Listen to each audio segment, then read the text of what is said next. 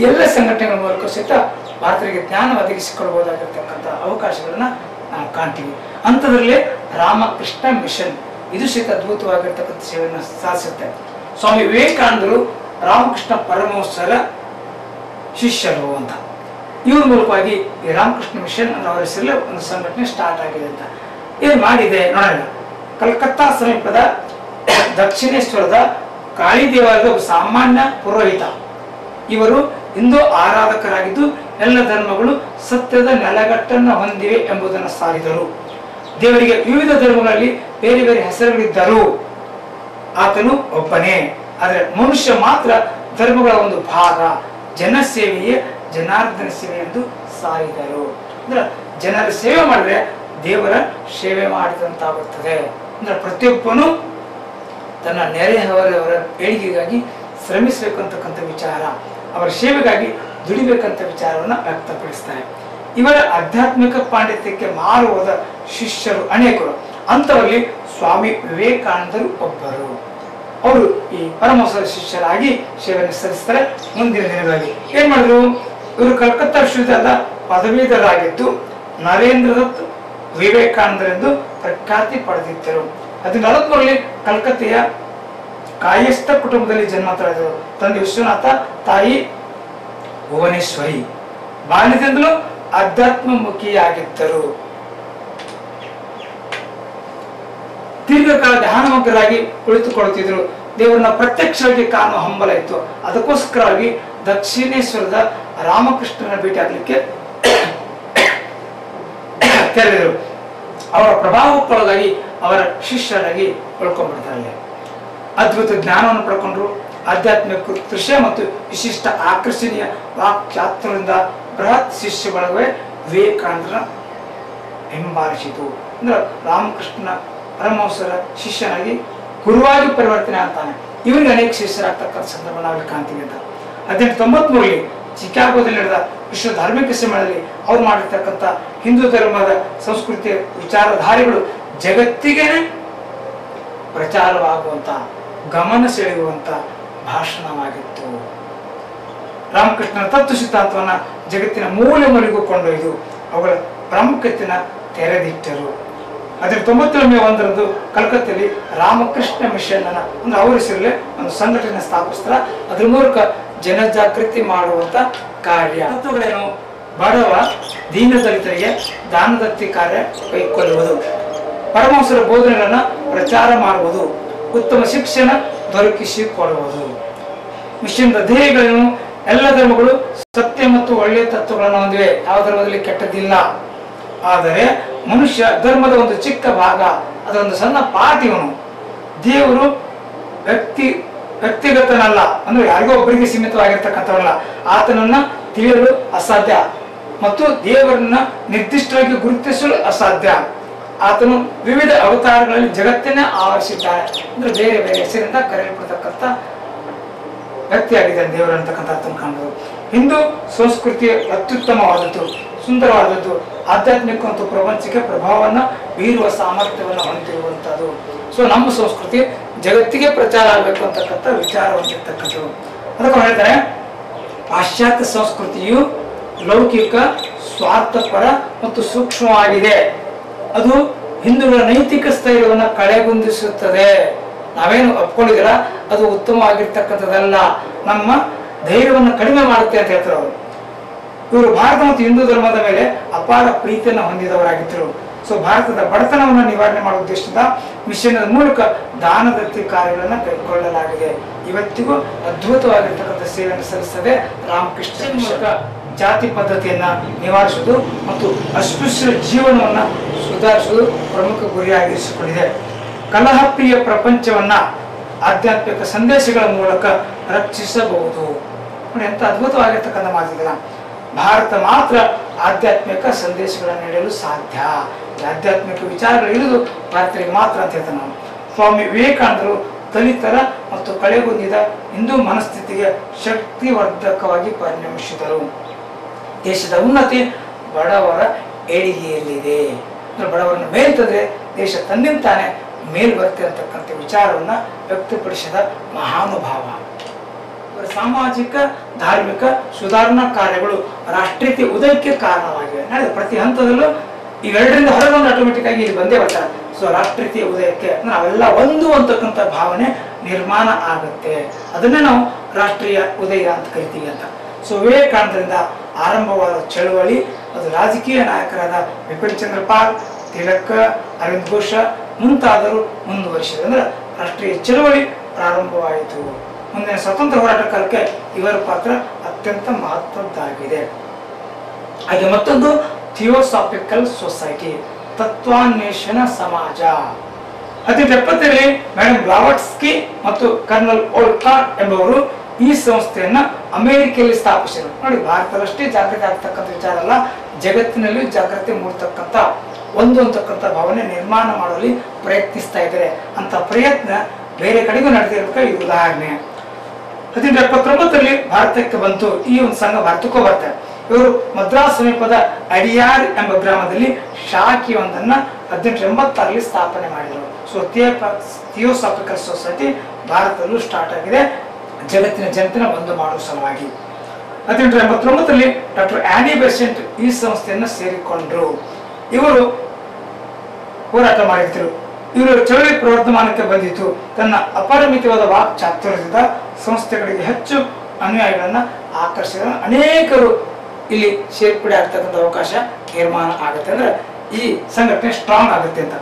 ಭಾರತದ ಬಗ್ಗೆ ಪ್ರೀತಿ ಮತ್ತು ಕಳಕಳಿಯನ್ನು ಹೊಂದಿರತಕ್ಕಂಥ ಮಹಿಳೆ ಓಲ್ಕಾಟ್ ಮರಣ ಹೊಂದಿದ ಮೇಲೆ ಈಕೆ ಇದರ ನಾಯಕತ್ವ ವಹಿಸ್ಕೊಂತಾರೆ. ಈ ನಾಯಕತ್ವ ವಹಿಸ್ಕೊಂಡ ಮೇಲೆ ಭಾರತದಲ್ಲಿ ಒಂದು ಸ್ಟ್ರಾಂಗ್ ಆಗಿರ್ತಕ್ಕಂಥ ಸಂಘಟನೆ ಆಗುತ್ತೆ. ಎಷ್ಟು ಮಟ್ಟಿಗೆ ಅಂದ್ರೆ ಹೋಮ್ ರೂಲ್ ಲೀಗ್ ಚಳವಳಿಯ ಕಾಲಕ್ಕೆ ಡಾಕ್ಟರ್ ಆನಿ ಬೆಸೆಂಟ್ ನಾಯಕತ್ವನ ಪ್ರಮುಖ. ಅದು ಜನತಾ ಸಮರವಾಗಿ ಪರಿವರ್ತನೆ ಆಗೋದಕ್ಕೆ ಸಾಧ್ಯವಾಗುತ್ತದೆ. ಭಾರತಕ್ಕೆ ಸ್ವತಂತ್ರ ಕೊಡಬೇಕು ಅಂತಕ್ಕಂಥ ಹೋರಾಟದಲ್ಲಿ ಈಕೆ ಪಾತ್ರ ಅತ್ಯಂತ ಮಹತ್ವದ್ದು. ಅಂದ್ರೆ ವಿದೇಶಿ ಮಹಿಳೆಯ ಭಾರತಕ್ಕೆ ಸ್ವತಂತ್ರ ಬೇಕಂತ ಹೋರಾಟ ಮಾಡಬೇಕಾದಾಗ ನಾವೇಕ್ ಮಾಡಬಾರ್ದು ದೃಷ್ಟಿಕೋನ ಪ್ರತಿಯೊಬ್ಬ ಭಾರತೀಯನು ಹೋರಾಟದಲ್ಲಿ ಪಾಲ್ಗೊಳ್ತಾನೆ. ಸೊ ಅದಕ್ಕೆ ಈಕೆ ಹೋರಾಟದ ನಾಯಕತ್ವದ ಪ್ರತಿಭಾಗಿ ಭಾರತದಲ್ಲಿ ಜನತಾ ಹೋರಾಟವಾಗಿ ಪರಿವರ್ತನೆ ಆಯಿತು ಅಂತ ಹೇಳ್ತೀವಿ. ಒಟ್ಟಾರೆ ಥಿಯೋಸಾಫಿಕಲ್ ಸೊಸೈಟಿ ಸಹಿತ ಭಾರತದಲ್ಲಿ ಜಾಗೃತಿ ಮೂಡಿಸಿದೆ. ಹಾಗೆ ಏನ್ ತತ್ವಗಳಿದೆ ಅದರಲ್ಲಿ? ವಿಶ್ವ ಭ್ರಾತೃತ್ವ ಅಂದ್ರೆ ವಿಶ್ವದಲ್ಲಿರ್ತಕ್ಕಂಥ ಪ್ರತಿಯೊಬ್ಬ ಮಾನವನು ಸಹೋದರನಾಗಿರಬೇಕು. ಧರ್ಮ, ತತ್ವಶಾಸ್ತ್ರ ಮತ್ತು ವಿಜ್ಞಾನಗಳ ಮೂಲಕ ತುಲನಾತ್ಮಕ ಅಧ್ಯಯನ ಮಾಡ್ಕೋಬೇಕು. ಅಗೋಚರ ಪ್ರಾಕೃತಿಕ ನಿಯಮಗಳ ಶೋಧನೆ ಮಾಡಬೇಕು. ಸಮಾನತೆ ಮತ್ತು ಸ್ವಾತಂತ್ರ್ಯವನ್ನು ಪಡ್ಕೋಬೇಕು. ಜನರಿಗೆ ಶಿಕ್ಷಣ ನೀಡುವ ಮೂಲಕ ಅಜ್ಞಾನ ಅಂಧಕಾರಗಳನ್ನ ಹೋಗಲಾಡಿಸಬೇಕು. ಸಾಧನೆಗಳೇನು? ಜಾತಿ ಪದ್ಧತಿಯ ನಿರ್ಮೂಲನೆಗೆ ಶ್ರಮಿಸುವುದು ಮತ್ತು ದಲಿತರ ಏಳಿಗೆಗೆ ಗಮನ ಕೊಡುವುದು ಎಲ್ಲ ವಿಚಾರ ಇಟ್ಕೊಂಡು ಥಿಯೋಸಾಫಿಕಲ್ ಸೊಸೈಟಿ ಕೆಲಸ ಮಾಡ್ತಿದೆ. ಹಾಗೆ ರಾಷ್ಟ್ರೀಯ ಶಿಕ್ಷಣವನ್ನ ದೊರಕಿಸಿಕೊಡಲು ಶಿಕ್ಷಣ ಸಂಸ್ಥೆಗಳನ್ನು ಸ್ಥಾಪಿಸುವುದು. ಅದರ ಪರಿಣಾಮ ಅಡಿಯಾರ್ನಲ್ಲಿ ಶಾಲೆಯೊಂದನ್ನು ಆರಂಭಿಸಲಾಗಿದೆ. 1898ರಲ್ಲಿ ಬನಾರಸದಲ್ಲಿ ಸೆಂಟ್ರಲ್ ಹಿಂದೂ ಸ್ಕೂಲ್ ಅನ್ನು ಸ್ಥಾಪನೆ ಮಾಡಲಾಗಿದೆ ಮತ್ತು 1915ರಲ್ಲಿ ಹಿಂದೂ ವಿಶ್ವವಿದ್ಯಾಲಯವನ್ನು ಸ್ಥಾಪನೆ ಮಾಡಲಾಗಿದೆ. ಸತಿ ಪದ್ಧತಿ, ಪರದಾ ಪದ್ಧತಿ, ಅನಕ್ಷರತೆ, ಮದ್ಯಪಾನ ಮುಂತಾದ ಅನಿಷ್ಟ ಸಂಪ್ರದಾಯಗಳನ್ನ ನಿವಾರಣೆ ಮಾಡಲು ಶ್ರಮ ವಹಿಸಿದೆ. ಶೈಕ್ಷಣಿಕ, ಸಾಮಾಜಿಕ, ರಾಜಕೀಯ ಶ್ರೇಯೋಭಿವೃದ್ಧಿಗೆ ಶ್ರಮ ವಹಿಸಿದೆ. 1916ರಲ್ಲಿ ಹೋಮ್ ರೂಲ್ ಲೀಗ್ ಚಳವಳಿಯಲ್ಲಿ ಪ್ರಮುಖ ಪಾತ್ರ ವಹಿಸಿದೆ. 1933ರಲ್ಲಿ ಇವರು ಮರಣ ಹೊಂದಬೇಕಾಯಿತು. ಹೀಗೆ ಥಿಯೋಸಾಫಿಕಲ್ ಸೊಸೈಟಿಯು ಸಹಿತ ಭಾರತದಲ್ಲಿ ಜಾಗೃತಿ ಮೂಡಿಸಿದೆ. ಅದರಂತೆ ಅಲಿಗಢ್ ಚಳವಳಿ ಅಥವಾ ಮುಸ್ಲಿಂ ಹೋರಾಟದ ಹಂತಗಳು. 19ನೇ ಶತಮಾನದ ಆರಂಭದಲ್ಲಿ ಭಾರತೀಯರು ಮುಸ್ಲಿಂ ಸಮುದಾಯ ನವಜೀವನದತ್ತ ದಾಪುಗಾಲಿಟ್ಟರು. ಇದಕ್ಕಿಂತ ಮುಂಚಿತವಾಗಿ ಮುಸ್ಲಿಮರು ಶಿಕ್ಷಣ ಕಡೆಗೆ ಯಾವುದೇ ಗಮನ ಕೊಟ್ಟಿರಲಿಲ್ಲ. ಸೊ ಇತ್ತಿತ್ತಾಗಿ ಕೊಡಲಿಕ್ಕೆ ಸ್ಟಾರ್ಟ್ ಆಗ್ತಾರೆ. ಅದರ ಮೂಲಕವಾಗಿ ಹೊಸ ಜೀವನಕ್ಕೆ ಕಾಲಿಡ್ತಾ ಇದ್ದಾರೆ. ಅಂದರೆ ಈ ಹೊತ್ತಿಗೆ ಇಸ್ಲಾಂ ಧರ್ಮದಲ್ಲಿಯ ಕಂದಾಚಾರಗಳನ್ನ ಹೋಗಲಾಡಿಸಿ ಮುಸ್ಲಿಮರ ಶುದ್ಧೀಕರಣ ಚಳವಳಿಗೆ ನಾಂದಿ ಹಾಡಲಾಯಿತು. ಏನು ಕಂದಾಚಾರ ಮೂಲಕ ಕಟ್ಟಿ ಹಾಕಲಾಗಿತ್ತು ಅದನ್ನು ಹೊರಬರ್ತಕ್ಕಂಥ ಪ್ರಯತ್ನವನ್ನ ಈ ಮುಸ್ಲಿಂ ಚಳವಳಿ ಮಾಡ್ತಾ ಇದೆ. ಅದು ಏನ್ ಮಾಡಿದೆ? ಸರ್ ಸೈಯದ್ ಅಹಮದ್ ಖಾನರ ಮೂಲಕ ಈ ಕಾರ್ಯ ಮಹತ್ವದಾಗುತ್ತೆ. ಏನ್ ಮಾಡಿದ್ರು? 1898 ದೆಹಲಿಯ ಸಂಪ್ರದಾಯವಾದಿಗಳು, ಸಂಪ್ರದಾಯ ಮುಸ್ಲಿಂ ಕುಟುಂಬದಲ್ಲಿ ಜನ್ಮ ತಾಳಿರ್ತಕ್ಕಂಥವ್ರು. ಆರಂಭದಲ್ಲಿ ಸಾಂಪ್ರದಾಯಿಕ ಮುಸ್ಲಿಂ ಶಿಕ್ಷಣವನ್ನು ಪಡ್ಕೊಂಡ್ರು. ನಂತರ ಬ್ರಿಟಿಷರ ನ್ಯಾಯಾಂಗ ಇಲಾಖೆಯಲ್ಲಿ ಸೇವೆಯನ್ನು ಸಲ್ಲಿಸಿದ್ರು. ನಿವೃತ್ತಿ ಆದ ಮೇಲೆ ಬ್ರಿಟಿಷರ ಇಂಪೀರಿಯಲ್ ಲೆಜಿಸ್ಲೇಟಿವ್ ಕೌನ್ಸಿಲ್ ಸದಸ್ಯರಾಗಿ ಸೇವೆ ಸಲ್ಲಿಸಿದರು. ಇವರಿಂದ ನೈಟ್ ಪದವಿಗೆ ಪಾತ್ರರಾದರು. 1888ರಲ್ಲಿ ಇವರ ಮುಖ್ಯ ವಿಚಾರ ಇಸ್ಲಾಂ ಧರ್ಮನ ವೈಜ್ಞಾನಿಕ ವಿಚಾರಗಳ ಮೂಲಕ ಆಧುನಿಕರಣಗೊಳಿಸುವುದು, ಮಾಡರ್ನೈಸೇಷನ್ ಮಾಡುವುದು ಅಂತ. ಮತ್ತು ಮುಸ್ಲಿಮರನ್ನ ಆಡಳಿತದ ಮುಖ್ಯವಾಹಿನಿಗೆ ತರುವುದು. ಯಾರು ಅಡ್ಮಿನಿಸ್ಟ್ರೇಟಿವ್ ಕಡೆ ಗಮನ ಕೊಡ್ತಾನೆ ಇಲ್ಲ, ಅವ್ರು ತರಬೇಕು. ಈ ಕಾರಣದಿಂದ ಸುಧಾರಣಾ ಚಳವಳಿಯನ್ನ ಹಮ್ಮಿಕೊಂಡರು. ಸೊ ಅದನ್ನ ಅಲಿಗರ್ ಚಳವಳಿ ಅಂತ ಕರಿತೀವಿ ನಾವು. ಹಾಗೆ ಏನ್ ಮಾಡಿದೆ, ಇವರು ಭಾರತೀಯ ಮುಸ್ಲಿಮರ ಧಾರ್ಮಿಕ, ಸಾಮಾಜಿಕ, ರಾಜಕೀಯ ಪುನರುಜ್ಜೀವನಕ್ಕೆ ಕರೆ ಕೊಟ್ಟರು ಮತ್ತು ಇಸ್ಲಾಂ ಮೂಲಭೂತವಾದಿಗಳು ಮತ್ತು ಉದಾರವಾದಿಗಳ ಮಧ್ಯೆ ಬಾಂಧವ್ಯವನ್ನು ಬೆಳೆಸಲಿಕ್ಕೆ ಪ್ರಯತ್ನಪಟ್ಟರು. ಮುಸ್ಲಿಮರಲ್ಲಿ ಮೂಲಭೂತವಾದಕ್ಕೆ ಕಟ್ಟಿ ಹಾಕೊಂಡವರೊಬ್ರು, ಉದಾರವಾಗಿರ್ತಕ್ಕಂಥ ವಿಚಾರ ಹಾಕೊಂಡವರು, ಇವರಿಬ್ಬರ ನಡುವೆ ವ್ಯತ್ಯಾಸದು, ಅವರಿಬ್ಬರನ್ನ ಕೂಡಿಸೋದಕ್ಕೆ ಟ್ರೈ ಮಾಡ್ತಾರೆ. ಪ್ರಬಲ ಮುಸ್ಲಿಂ ಸಂಘಟನೆಗೆ ಅವಕಾಶ ಅಂತ ನಾವು ಕರಿಬಹುದು ಅಂತ. ಇಂಗ್ಲಿಷ್ ಭಾಷೆಯಲ್ಲಿರ್ತಕ್ಕಂಥ ಹಲವಾರು ಸಾಹಿತ್ಯ ಗ್ರಂಥಗಳನ್ನ ಮತ್ತು ವೈಜ್ಞಾನಿಕ ಗ್ರಂಥಗಳನ್ನ ಉರ್ದು ಭಾಷೆಗೆ ಟ್ರಾನ್ಸ್ಲೇಟ್ ಮಾಡ್ತಾರೆ. ಅದಕ್ಕೆ ಮುಸ್ಲಿಮರಲ್ಲಿ ಪಾಶ್ಚಾತ್ಯ ವಿಚಾರಗಳನ್ನ ಹರಡುವುದಕ್ಕೆ, ಅಂದ್ರೆ ಜಗತ್ತಿನ ಜ್ಞಾನವನ್ನು ಪಡ್ಕೊಂಡ್ರೆ ಜಗತ್ತು ಹೇಗಿದೆ ಅಂತ ಅರ್ಥ ಮಾಡ್ಕೊಳ್ತಾರೆ, ತಮ್ಮ ಸ್ಥಿತಿಯಿಂದ ಹೊರಬರಲಿಕ್ಕೆ ದಾರಿ ಆಗುತ್ತೆ ಅಂತಕ್ಕಂಥ ವಿಚಾರ ಅದು. ಹಾಗೆ ಮುಸ್ಲಿಂ ಸ್ತ್ರೀಯರಿಗೆ ಶಿಕ್ಷಣ ನೀಡುವುದು, ಮುಸ್ಲಿಮರಿಗೆ ಎಜುಕೇಶನ್ ಕೊಡ್ತಾನೆ ಇಲ್ಲ, ಕೊಡಬೇಕು. ಪರದಾ ಪದ್ಧತಿ ತೆಗೆದಾಕಬೇಕು, ಅನಕ್ಷತೆಯಿಂದ ಹೊರಬರಬೇಕು, ಅಜ್ಞಾನದಿಂದ ಹೊರಬರಬೇಕು, ಮೂಢನಂಬಿಕೆಯಿಂದ ಹೊರಬರಬೇಕು. ಅದಕ್ಕೋಸ್ಕರವಾಗಿ ಕ್ರಮ ಕೈಗೊಳ್ತಾರೆ. ಅದಕ್ಕಾಗಿ ಖಾನ್ರು ತಹಜೀಬ್ ಉಲ್ ಅಖ್ಲಾಕ್, ಇದನ್ನು ದೊಡ್ಡ ಅಂತ ಬರೀತಾರೆ ಕೆಲವರು, ಅಖ್ಲಾಕ್ ನೈತಿಕ ಸುಧಾರಣೆ ಎಂಬ ಪತ್ರಿಕೆಯನ್ನ ಹೊರಡಿಸಿ ಮುಸ್ಲಿಮರನ್ನ ಮುಖ್ಯವಾಹಿನಿಗೆ ತರಲು ಪ್ರಯತ್ನಿಸಿದರು. ಮುಸ್ಲಿಮರಿಗೆ ಶಿಕ್ಷಣ ಸೌಲಭ್ಯ ವಿಸ್ತರಣೆಗೆ ಹೆಚ್ಚು ಒತ್ತು ನೀಡಿದರು. ಅದರ ಪರಿಣಾಮ 1870ರಲ್ಲಿ Aligarh Mohammed Anglo Oriental College ಅನ್ನು ಸ್ಥಾಪನೆ ಮಾಡಿದರು. ಮುಂದೆ ಇದು 1920ರಲ್ಲಿ ಮುಸ್ಲಿಂ ವಿಶ್ವವಿದ್ಯಾಲಯ, ಅಂದ್ರೆ ಇವತ್ತು ನಾವು ಕರಿತೀವಿ ಅಲಿಗರ್ ಯೂನಿವರ್ಸಿಟಿ, ಆ ವಿಶ್ವವಿದ್ಯಾಲಯ ಬೆಳವಣಿಗೆ ಆಗುವಂತ ಮಟ್ಟಿಗೆ ಅವಕಾಶವನ್ನು ಪಡ್ಕೊಳ್ಳುತ್ತೆ. ಖಾನ್ ಹಮ್ಮಿಕೊಂಡ ಕಾರ್ಯಕ್ರಮಗಳನ್ನ, ಅಂದ್ರೆ ಇವರು ಮಾಡಿರ್ತಕ್ಕಂಥ ಅಲಿಗಢ್ ಚಳವಳಿಯು ಮುಂದುವರಿಸುತ್ತೆ. ಇದರ ಪರಿಣಾಮದಿಂದ ಮುಸ್ಲಿಂ ಸಮಾಜದಲ್ಲಿ ಪುನರುಜ್ಜೀವನಕ್ಕೆ ಆರಂಭಗೊಂಡಿದೆ. ಅಂದ್ರೆ ಮುಸ್ಲಿಮರ ಜೀವನದ ಹೊಸ ದಾರಿ ಅಂತ ನಾವು ಕರಿಬಹುದು ಅಂತ. ಇದನ್ನ ಮೌಲಿಚಿರಾಗ್ ಅಲಿ ಮತ್ತು ಸರ್ ಶೇಖ್ ಮೊಹಮ್ಮದ್ ಇಕ್ಬಾಲ್ ಯಶಸ್ವಿಗೊಳಿಸಿದರು. ಅಂಜುಮನ್ ಸಂಸ್ಥೆಗಳಂತ ಅನೇಕ ಸಂಘಟನೆಗಳು ಹುಟ್ಟಿಕೊಂಡು ಮುಸ್ಲಿಮರ ಸೇವೆಗೆ ಶ್ರಮವಹಿಸಿದವು. ಗಡಿನಾಡ ಗಾಂಧಿ ಎಂದೇ ಪ್ರಖ್ಯಾತನಾಗಿರ್ತಕ್ಕಂಥ ಖಾನ್ ಅಬ್ದುಲ್ ಗಫರ್ ಖಾನ್ ವಾಯುಗಡಿಯಲ್ಲಿ ಮುಸ್ಲಿಮರ ಏಳಿಗೆಗೆ ಶ್ರಮವಹಿಸಿದ.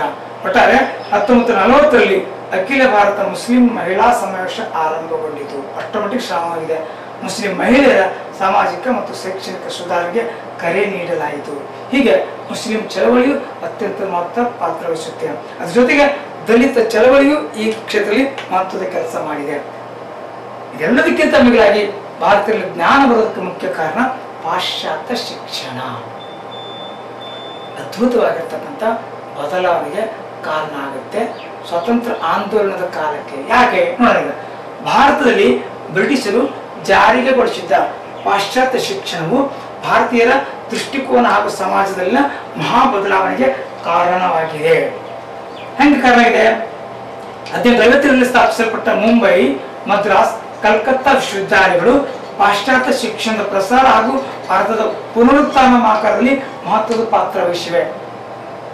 ಪಾಶ್ಚಾತ್ಯ ಶಿಕ್ಷಣ ಪ್ರಸಾರ ಮಾಡ್ತಾವೆ ಯೂನಿವರ್ಸಿಟಿ, ಅದರಿಂದಾಗಿ ಭಾರತೀಯರು ಜಾಗೃತ ಆದಕ್ಕೆ ಭಾರತದಲ್ಲಿ ಪುನರುತ್ಥಾನ ಅಂದ್ರೆ ಹೊಸ ಜೀವನ ಪ್ರಾರಂಭ ಆಗಲಿಕ್ಕೆ ಅವಕಾಶವಾಗುತ್ತೆ.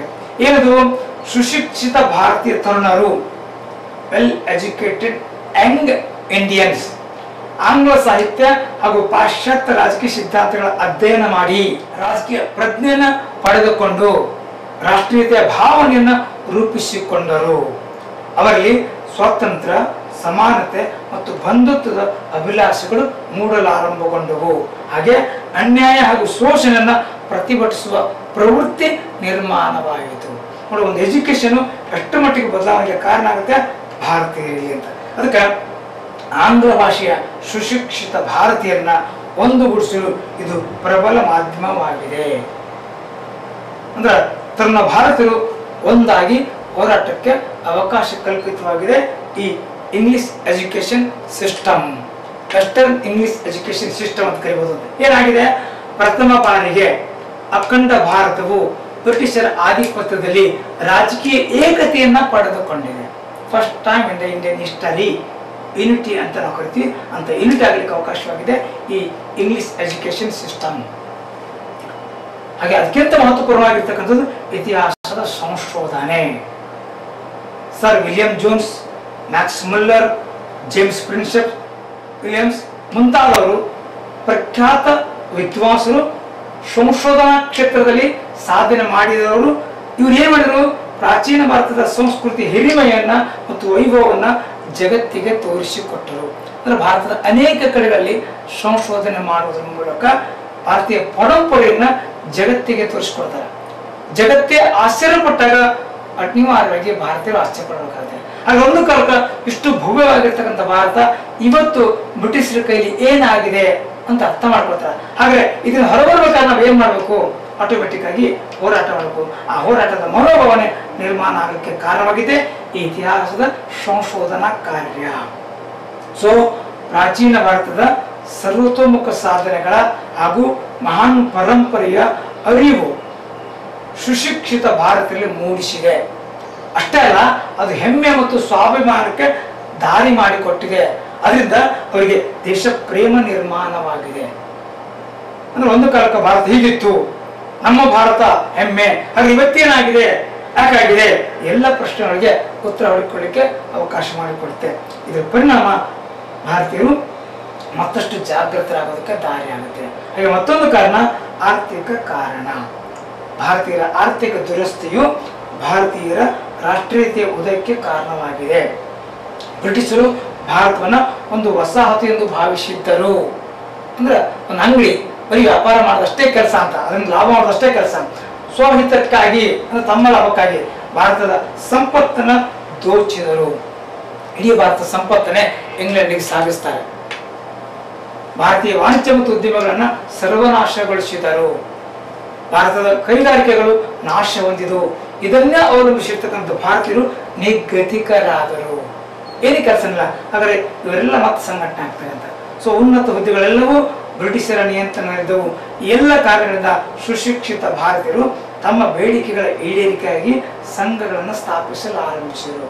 ಅಲ್ಲಿ ಧರ್ಮ ಸಮಾಜ ನಡೆದಿದೆ, ಅಲ್ಲಿ ಸಾಮಾಜಿಕ ಸಮಾಜ ನಡೆದಿದೆ, ಇಲ್ಲಿ ರಾಜಕೀಯ ಸಮಾಜನು ನಡೀತಾ ಇದೆ.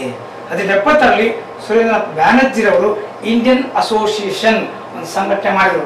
ಇದು ಸ್ವತಂತ್ರ ಅಂತ ಪ್ರಥಮ ಹೆಜ್ಜೆ ಅಂತ ಕರಿಬೋದು ನಾವು. ಬ್ರಿಟಿಷ್ ದಬ್ಬಾಳಿಕೆ ಅದನ್ನೇ ಹೋರಾಟ ಮಾಡ್ತಾರೆ ಅವ್ರ ಮುಂದೆ. ಅದೊಂದು ಕಾರಣ. ಆರ್ಥಿಕ ಶೋಷಣೆ ಮತ್ತು ರಾಜಕೀಯ ದಬ್ಬಾಳಿಕೆಯಿಂದ ಬ್ರಿಟಿಷ್ ಆಳ್ವಿಕೆ ದುರ್ಬಲ ಕೆಟ್ಟದಾಗಿರ್ತಾರೆ ಆಡಳಿತ. ಸೊ ಲಿಟ್ಟನ್ನ ದಬ್ಬಾಳಿಕೆಯ ಕ್ರಮಗಳನ್ನು ಕೈಗೊಂಡ ಲಾಲ್ ಕರ್ಜನ್ನ ಭಾರತೀಯ ರಾಷ್ಟ್ರೀಯತೆಯನ್ನು ಹತ್ತಿಕ್ಕಲು ಪ್ರಯತ್ನ ಮಾಡಿದ. ಎಲ್ಲ ಪ್ರಯತ್ನಗಳ ಪ್ರತಿಫಲವಾಗಿ ಭಾರತೀಯರು ಬ್ರಿಟಿಷ್ ವಿರೋಧಿ ನೀತಿಯನ್ನ ನಿರ್ಮಾಣ ಮಾಡಿಕೊಂಡು ಜಾಗೃತರಾಗಿ ಸಂಘಟನೆಗೆ ಅವಕಾಶ ಮಾಡಿಕೊಟ್ಟರು ಅಂತ. ಸೊ ಅದರಲ್ಲಿ ಇಲಿವರ್ಟ್ ಬಿಲ್ ವಿವಾದ ಅವರಿಗೆ ಎಚ್ಚರಿಕೆ ಕೊಡುತ್ತೆ. ಅಂದ್ರೆ ಭಾರತೀಯ ನ್ಯಾಯಾಧೀಶನು ಯುರೋಪಿಯನ್ ಅಪರಾಧಿನ ವಿಚಾರಣೆ ಒಳಪಡಿಸಬಹುದು ಅಂತಕ್ಕಂಥ ಕಾಯ್ದೆನ ಲಾರ್ಡ್ ಇಲ್ಬರ್ಟ್ ಬಿಲ್ ತಂದಿದ್ದ ರಿಪ್ಪನ ಕಾಲಕ್ಕೆ. ಬಟ್ ಅದನ್ನ ಇಂಗ್ಲಿಷ್ ಜನ ವಿರೋಧ ಮಾಡ್ತಾರೆ, ಅದನ್ನ ಕಿತ್ತಾಕ್ಲಿಕ್ಕಾಗುತ್ತೆ. ಹಾಗಾದ್ರೆ ನಾವು ಯಾಕೆ ನಮ್ಮ ಬೇಡ ಆಗಿದ್ದನ್ನ ಜಾರಿಗೆ ಹೋರಾಟ ಮಾಡಬಾರದು? ಆ ಕಾರಣಕ್ಕಾಗಿ ಭಾರತೀಯರು ಜಾಗೃತ ಆಗ್ತಾರೆ. ಜೊತೆಗೆ ಪತ್ರಿಕೆ ಹತ್ತಿಕ್ಕತಕ್ಕಂಥ ಕ್ರಮ, ದರ್ಬಾರ್ ಮಾಡತಕ್ಕಂಥ ಕ್ರಮ, ಕ್ಷಾಮದಲ್ಲಿ ಕೈಗೊಂಡಿದ್ದ ಕ್ರಮ, ಇವೆಲ್ಲವೂ ಭಾರತೀಯರಲ್ಲಿ ಜಾಗೃತಿಯನ್ನು ಮೂಡಿಸಿದವು ಅಥವಾ ಎಚ್ಚರಿಕೆಯನ್ನು ಮೂಡಿಸಿದವು ಅಂತ. ಅದರ ಪರಿಣಾಮವಾಗಿಯೂ ಭಾರತೀಯರು ಜಾಗೃತರಾಗಿದ್ದರು. ಸೊ ಅದ್ರ ಜೊತೆಗೇನೆ ಮತ್ತಷ್ಟು ಜಾಗೃತಿ ಅವಕಾಶ ಮಾಡಿಕೊಟ್ಟದ್ದು ರಾಷ್ಟ್ರೀಯ ಪತ್ರಿಕೋದ್ಯಮ ಮತ್ತು ಸಾಹಿತ್ಯ. ಅನೇಕ ಪತ್ರಿಕೆಗಳು, ಅನೇಕ ಕೃತಿಗಳು ಭಾರತೀಯರನ್ನ ಜಾಗೃತಿ ಮಾಡಿದ್ದಾವೆ. ಏನ್ ಮಾಡಿದಾವೆ? 19ನೇ ಶತಕದ ಉತ್ತರಾರ್ಧದಲ್ಲಿ ಸಾಹಿತ್ಯದ ಪುನರುಜ್ಜೀವನ ಆರಂಭವಾಗಿದೆ. ಬಂಗಾಳಿ ಸಾಹಿತ್ಯದ ಪ್ರಯತ್ನ ಅತ್ಯಂತ ಗಮನಾರ್ಹ. ಹಾಗೆ ಏನ್ ಮಾಡಿದೆ? ಅರವಿಂದ್ ಘೋಷರು ಬಂಕಿಂ ಚಂದ್ರ ಚಟರ್ಜಿ ಅವರನ್ನ ರಾಷ್ಟ್ರ ನಿರ್ಮಾಪಕ ಎಂದು ಬಣ್ಣಿಸಲಾಗಿದೆ. ಇವರ ಒಂದೇ ಮಾತರಂ ಗೀತೆ ಭಾರತೀಯರ ರಾಷ್ಟ್ರೀಯತೆಯ ಮಂತ್ರವಾಗಿದೆ. ಎಲ್ಲರೂ ಒಂದ್ ಮಾಡಲಿಕ್ಕೆ ಪ್ರಯತ್ನ ಪಡ್ತಿದ್ದ. ಅದು ರಾಷ್ಟ್ರಗೀತೆಯಾಗಿ ಅಪಾರ ಪ್ರಭಾವವನ್ನು ಪಡೆದುಕೊಂಡಿತು. ಹಾಗೆ ರವೀಂದ್ರನಾಥರ ಜನಗಣಮನ ಗೀತೆ ರಾಷ್ಟ್ರೀಯ ಭಾವೈಕ್ಯತೆಯನ್ನು ಮೂಡಿಸಿತು. ಹೀಗೆ ಭಾರತದಲ್ಲಿ ರಾಷ್ಟ್ರೀಯ ನಿರ್ಮಾಣ ಆಗಲಿಕ್ಕೆ ಪ್ರಾರಂಭ. ಹಾಗೆ ರಾಷ್ಟ್ರೀಯ ಪತ್ರಿಕೋದ್ಯಮ ಭಾರತದಲ್ಲಿ ದೇಶ ಪ್ರೇಮವನ್ನ, ಐಕ್ಯಮತವನ್ನ, ಕರ್ತವ್ಯ ಪ್ರಜ್ಞೆಯನ್ನ ಹಾಗೂ ಜಾಗೃತಿಯನ್ನ ಮೂಡಿಸುವಲ್ಲಿ ಅತ್ಯಂತ ಮಹತ್ವದ ಪಾತ್ರ ವಹಿಸಿದೆ. ಹಾಗೆ ಯಾವ್ಯಾವ ಪತ್ರಿಕೆಗಳು ಸೇವೆಯನ್ನು ಸಲ್ಲಿಸಿದ್ದಾರೆ? ಮದ್ರಾಸ್ ಹಿಂದೂ ಪತ್ರಿಕೆ, ಮದ್ರಾಸ್ ಭಾಗದಲ್ಲಿ, ಕಲ್ಕತ್ತಾ ಅಮೃತ್ ಬಜಾರ್ ಪತ್ರಿಕೆ ಕಲ್ಕತ್ತಾ ಭಾಗದಲ್ಲಿ, ಪುಣೆಯ ಕೇಸರಿ ಪತ್ರಿಕೆ ಪುಣೆ ಭಾಗದಲ್ಲಿ, ಮರಾಠ ಪತ್ರಿಕೆ ಮರಾಠ ಅದು ಪುಣೆ ಭಾಗದಲ್ಲಿ, ಹಾಗೂ ಅಲಹಾಬಾದಿನ ಇಂಡಿಯನ್ ಹೆರಾಲ್ಡ್ ಪತ್ರಿಕೆ ಅಲಹಾಬಾದ್ನಲ್ಲಿ, ಹಾಗೆ ಲಾಹೋರ್ನ ಟ್ರೈಬೂನ್ ಪತ್ರಿಕೆ ಲಾಹೋರ್ ಭಾಗದಲ್ಲಿ, ಬಾಂಬೆಯ ಕ್ರಾನಿಕಲ್ ಅಂದ್ರೆ ಬಾಂಬೆಯಲ್ಲಿ, ಲಾಹೋರ್ನಲ್ಲಿ, ಅಲಹಾಬಾದ್ನಲ್ಲಿ, ಮಹಾರಾಷ್ಟ್ರದಲ್ಲಿ, ಹಾಗೆ ಕಲ್ಕತ್ತಾದಲ್ಲಿ ಅಂದ್ರೆ ಏನು ಮದ್ರಾಸ್ ಎಲ್ಲ ಇಂಪಾರ್ಟೆಂಟ್ ಇಂಡಿಯನ್ ಸಿಟೀಸ್ ಅಂದ್ರೆ ಉಳ್ಕೊಂಡಿದ್ದಾವೆ. ಅಲ್ಲೆಲ್ಲ ಕೆಲವು ಪತ್ರಿಕೆಗಳು ಜನಜಾಗೃತಿ ಮೂಡಿಸುವಂತ ಕಾರ್ಯ ಮಾಡ್ತವೆ.